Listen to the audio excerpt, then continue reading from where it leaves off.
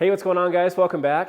Well, we're out here once again working on our 1968 Plymouth Satellite named the Ratty Satty, and we have roughly 50 days until the muscle cars at the strip show in Las Vegas, and we have a ton of work to get done on this car.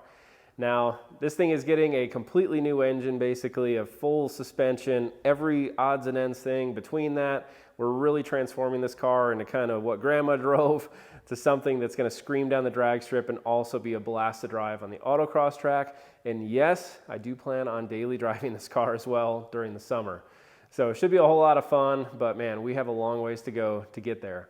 So if you remember back a few months ago, we had this thing down in Tucson at the Duct Tape Drags event, and we had issues all weekend long. It was pretty embarrassing, to be honest with you. We spent a lot of time on our backs underneath the car during the weekend, and I guess at the end of the day, I should have expected it, okay?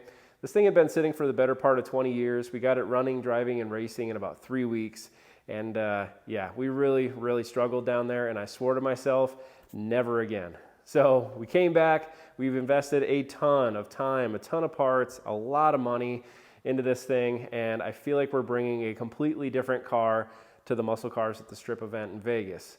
So I'm very blessed, very humbled to once again be working with QA1 and also Autometal Direct in this build. They're helping provide all of the parts for it, and we're really going to be transforming this car over the next few weeks. What we're looking at here, guys, this is the 68 to 70 Plymouth B-Body QA1 4-link kit. Now, it includes everything that you see here, plus the rear cross member, which I already have welded into the car. I'll show you that here in just a second. But it's a very comprehensive kit. It's a very nice kit. And a few of you may be rolling your eyes right now because you've seen me install the same thing in every single car in my shop. I think I've installed this now. This will be my 4th kit, I think, in the last 6 months in here. But truth be told, it's really, truly that nice. The quality is excellent, the functionality is excellent, and I will show you guys here in a couple weeks when we get to put this thing through its paces in Vegas. But yeah, it's a very nice kit. I plan on running this exact same kit in every single Mopar that I have. And I will highly recommend it to all of you as well. But includes everything. We've got our lower shock mounts here. We've also got our brackets that bracket our lower trailing arms in. We've also got the upper trailing arms. The only thing that we will not be able to put in today are these brackets right here. And the reason being is that you have to do those at ride height, and we will need the front kit, which is actually scheduled to be here tomorrow on a pallet, and can't wait for that. So once we get that in, we get the weight of the engine in there, we can then roll that axle over, weld these in, and we will be good to go. Of course, full coilover suspension for the front and back as well. We did put the optional needle bearings in this thing. Everything is anti-seized, greased up, ready to go. Now, I mentioned I've showed you guys how to do this multiple times, and the fact is I really have. I don't know what else I could share with you to make it easier, but just the highlights here. These brackets, or the rear cross member comes with these 2 notches. You want to center those over the bolt holes for the rear bump stops. And once you get those in place, you get it as low as you possibly can on both sides, and you also get it square and level. The way that I check that, I actually throw a digital angle finder on this flat part right here, and I match it up to that, and we had this thing within 1/10 of a degree, so pretty darn close. Now, it does come with some plug weld holes already in the brackets. I go ahead and I fill those, and then for a little bit of added reassurance, I also weld those solid all the way around. So, buddy, if you ever have to remove that, I'm sorry, okay? I won't. I don't think you'll need to. But yeah, so that's in place right now. Everything is ready to start bolting on and start hanging this rear axle. And speaking of the rear axle, you guys can see here it's nice and shiny and halfway brand new looking. So we did go ahead, we threw that easy off oven cleaner on it. We degreased the whole thing with a hot pressure washer, and it came out really nice. And I went ahead and I kind of coated just the bottom half of it. The reason being, once we put those shock mounts on the bottom here, I won't have access to some of this stuff. And the last thing that I want is, kind of rust peeking through here on the bottom from the rear axle. So we went ahead and coated those. We'll coat the rest once we get it hung up in the car. And it's also good, too, to wait for these brackets that you weld on the top here, just because if you coat the entire thing, then you're going to have to sand that off and weld through it and smell it, and it's just not ideal. So we'll come back through here. We'll coat that once we get those brackets welded onto the top. So with that, guys, let's go ahead, let's get these brackets mounted up, and let's get this axle hung off the bottom of the car.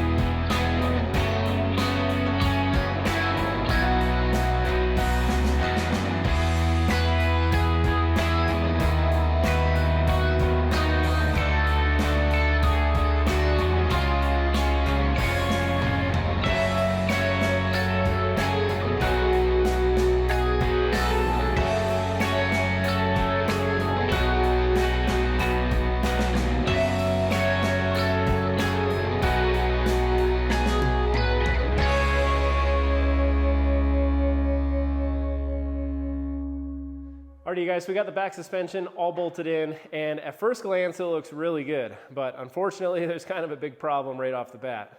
Go ahead and drop the car. And the issue here, guys, is that when the car is lowered down, you can clearly see how far forward the tire is. Okay, that's good, bud. And it's actually directly impacting the front of the quarter panel there, and you could never, ever, ever drive like this. Okay, you'd have a flat in no time, and yeah, bad news all the way around. Now, this kit, fresh out of the box, we have everything set to what the factory measurements from QA1 say. So it's a 22 and 5/16 lower control arm distance there, and really everything else is where it needs to be. Now, what the kit does not account for is somebody that's running, close to 30-inch tires in the back. So, yeah, that's kind of what you get with running stuff like this, and thankfully the kit has so much adjustability built into it, it really won't be too big of a deal. On the front leaf spring mount, there's actually 6 adjustment holes on it. It's mounted all the way to the furthest forward one.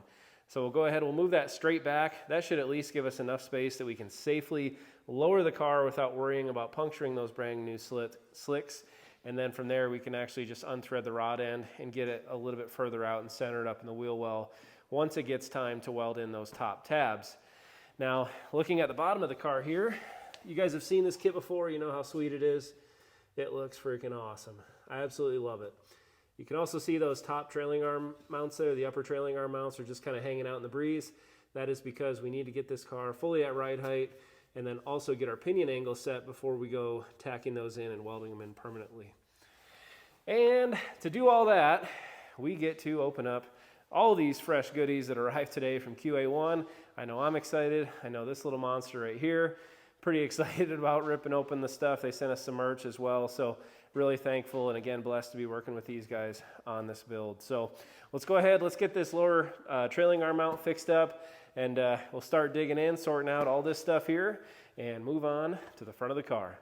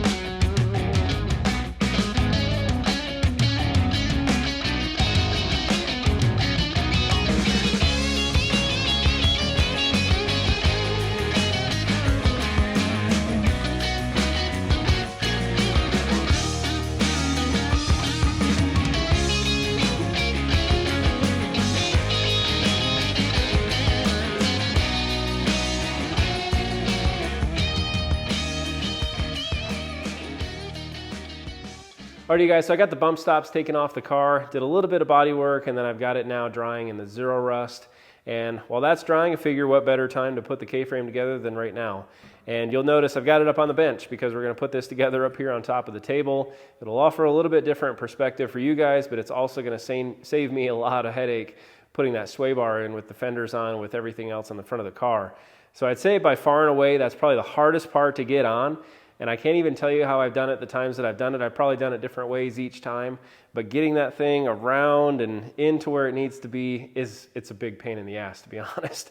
And so I don't know if I could actually get it in with all the other stuff on the car, because you got to kind of go in at some pretty wild angles to get that thing to fit in. But nonetheless, we'll put it together here on the bench. We can then wheel it over, bolt in these 4 bolts, attach the upper trailing arms, and at that point it's good to go. It's ready to run at that point. We can start hooking up brakes and all the other fun stuff that comes after that. But just a quick look at this kit, guys. You can see here the K-frame, full tubular setup, and noticeably lighter than the original K-frame. I don't know the exact weight of the original. I have to do a little bit of research on it, but this is much lighter, much more manageable, and it should make a big difference in all that weight, you know, on the nose of the car. But just quick look around this thing. One of my favorite things right off the bat is the modular engine mounts that are on this. You know, let's say in a year or so, I decided, you know, feeling froggy, I want to run a Gen 3 Hemi setup on this, or small block, or whatever you want to run. You use the same K-frame, you buy the mounts, they're I think less than $200, I think, for the mounts, and they plug straight into this kit. So it's kind of a plug and play setup with whatever engine you want to run for this thing, and very, very nice, very high quality stuff. But it's got all the provisions. We're running the power rack and pinion on this. We've also got the big thick sway bar that's going to go on, as well as the coilovers and tubular upper and lower control arms. So this is a pretty awesome upgrade and should make a really, really big difference on the track as well. So let me show you guys the rest of the kit. Okay guys, what we're looking at here is the rest of the kit. Now what I really like to do, I take everything out of the box, I separate all the bolts out, and you know, by whatever bag it came in, it goes into these bins, and I basically just let it sit until I need them. But one thing that I really like to do to start off with is that I also like to go ahead and start assembling all the hardware of where it's going to go. So we've already got our upper control arm bolts all laid out here with the cams. We've also got the lower control arm bolts. We've got our coilovers assembled here with the needle bearings. And then also, you know, our spindles here don't require any assembly, but to tell you a little bit about these real fast, it's about the only option that you get when you purchase a kit like this. I think you can change the coilovers if you want, and then you can also choose if you want to do a 0 to 2 inch drop or a 2 to 4 inch drop in the front. Now on the 71 CUDA, we did the 2 to 4 inch drop. That car is going to be slammed. It's going to be, you know, full-blown resto mod. This car wanted to kind of appear somewhat stock height, and figured I shouldn't need the drop at 4 inches. So I went with the 0 to 2 on this. So we'll see the height difference in these versus the other car.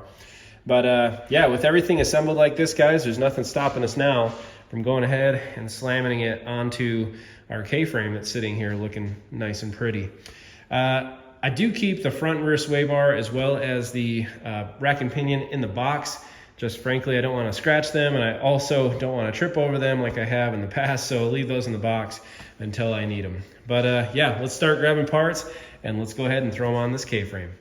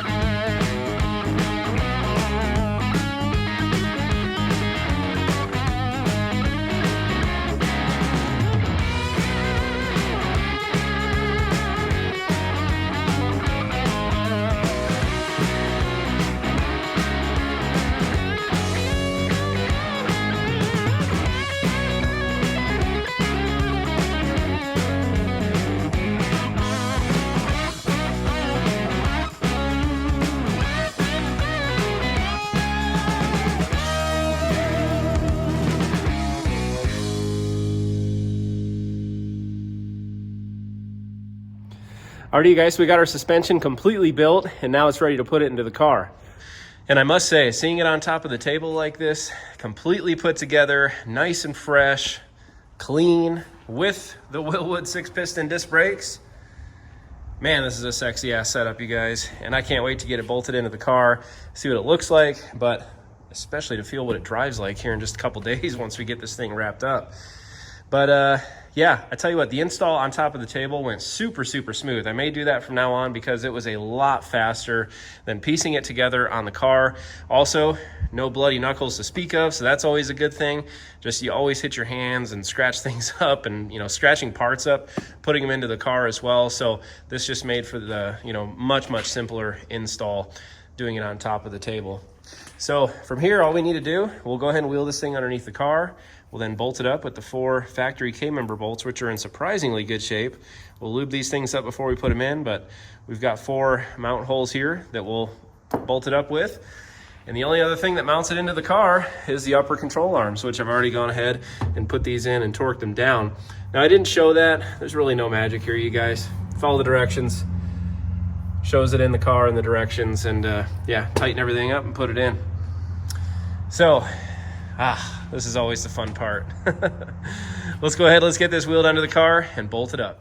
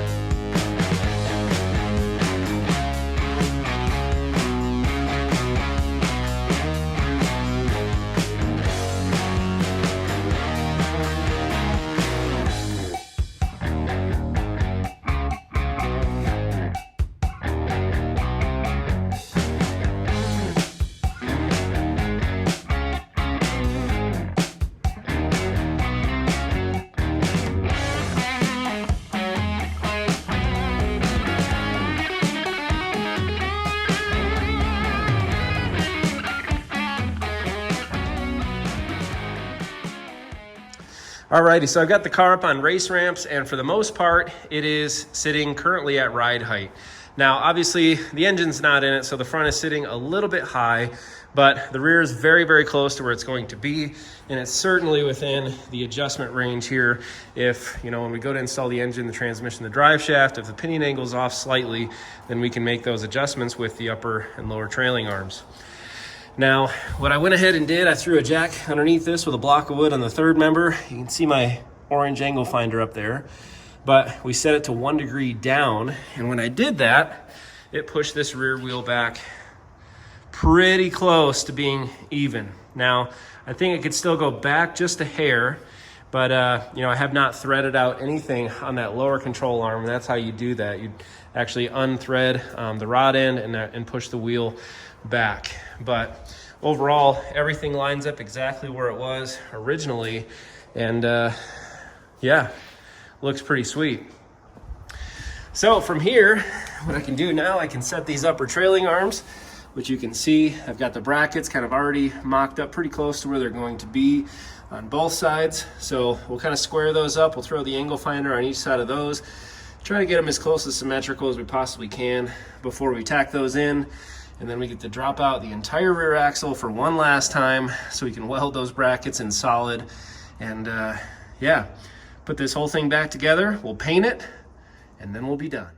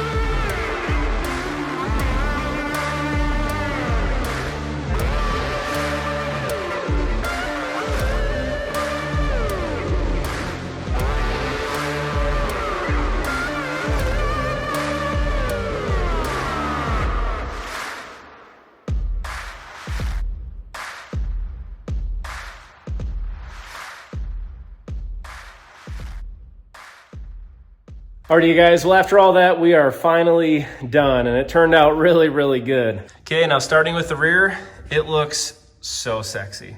I'm really, really happy with it. I mean, with it all brand new and everything's painted in black, our brake lines are on. I mean, essentially, we're ready to bleed brakes back here, throw some wheels on it, and start cruising in this thing. And it's a really, really nice thing to have checked off the list. So we got our sway bars looking good back here. We got our ride height very, very close to where it's going to be. I think the only thing left, like I said, is to bleed the brakes. And also we need to switch over our studs here from left hand to right hand thread on this driver's side. The front has the longer Wilwood studs that came with those hubs, but back here still has the original left hand threads, which are no bueno with the Acorn nuts that we've got for the center line wheels. But everything else, guys, turned out so good. And, you know, we've installed this kit, like I mentioned earlier, on a bunch of different cars now. And I will continue to put this on probably every single Mopar that I have. I just absolutely love this setup. Now, taking a look at the front of the car here, guys, you can see we've got everything all together, and it really turned out nice. Now, there's a couple things that we still have left to do here. Number one, we got to get this aligned. Once we get the engine in it, get it running, driving, we'll take it to an alignment shop and get that done. But before we even do that, the instructions do call out narrowing the rack and pinion setup if it's too long. And you guys can see here, that wheel is actually pushing out, whereas this wheel here is pretty much dead on straight. And so what we'll have to do is that we will take off these sleeves here, and we can actually just cut down the threads so that way it can clear more and we can make some better adjustments and bring that in nice and tight. But really, aside from that, it's pretty much all good to go. And with the brake lines here on the front, what I was going to do is kind of make my own or kind of piece something together. But I tell you guys what, I hopped on the Wilwood website, looked up the part number here, and was able to find their braided stainless setup, and I got it same day shipping on Amazon. I want to say for 70 bucks. So a little bit high price, but I tell you what, everything lined up the way that it should be, mounted to the factory location without any issue whatsoever, and good peace of mind. And I'll be honest with you, it's another thing checked off the list that we don't have to worry about. So money well spent, in my opinion. Looking at the bottom here, we've just got our engine mounts kind of loosely mocked up in here. We will put these on the block before we go to put this engine in the car, so that way we only have to worry about lining up 2 bolts when we go to place the engine in here. And then the last piece that we really still have yet to connect, I've got the universals, I just haven't done it yet, frankly, is connecting the steering. And so it does include the 2 universals and then also a rod that you cut to length in between the 2. So we'll get that fit up here in the next couple days, and we will have steering checked off the list, and we will have all of our brakes and suspension off the list. So a lot of work done in this episode, you guys, and a whole lot of headway made in a very short amount of time. A couple of the things that I wanted to get to. Number one, I'm probably going to catch a little bit of flack from a few of you guys about why did you not clean the whole bottom of that car and undercoat it and all this kind of stuff. Well, to be quite blunt with you guys, this car is never going to get restored while I have it. It's never going to get exterior panels put on it. We're going to drive the living shit out of this thing in the next several months and years while we have it. And it's never going to see salt. It's never going to be driven in the winter or anything like that. But yeah, it's going to be a fun daily driver, track car, you know, what have you, while we have it. But I'm not worried about keeping this thing very clean. As you guys can see, it's called the Ratty Satty. And I tell you what, having a undercoating on the car is not going to change how I feel about it in any way whatsoever. And also, I mean, you know, we've got, 38 days, I believe, from today to get this thing running, driving, and racing. We still have to build an engine. We got to build a transmission. We finally got our brakes, suspension, all that stuff done. We still got our steering to hook up. But, you know, there's a lot of things that are definitely on the must-do list and a whole lot more things that are on the nice-to-do list. Maybe one day we'll get around to doing that stuff, but it's frankly not anything that I'm worried about whatsoever right now. So, you know, we're pressed for time. I'm getting a little bit stressed out, starting to worry about the timeline, because just with a build like this and coming down to the wire, there's always going to be nickel dime things that are going to hit you last minute. And I tell you what, Amazon has been about my best friend. We've same day shipped a lot of things here. We've got fuel lines coming in tomorrow. We're going to be running all those. We got, full fuel system. We got the engine build going on. There's so much stuff that we've still got to do. And yeah, I'm not wasting any time. We're out here every single day working on this car to make it happen. So I want to enjoy it for myself. I also want to hear T-Bone screaming out of the passenger side, and cannot wait to have fun in this thing.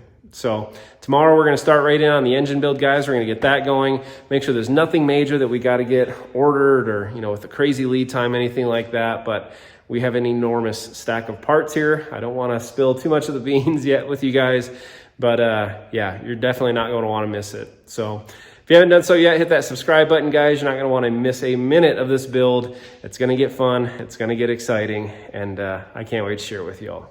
So take care. I'll see y'all again real soon.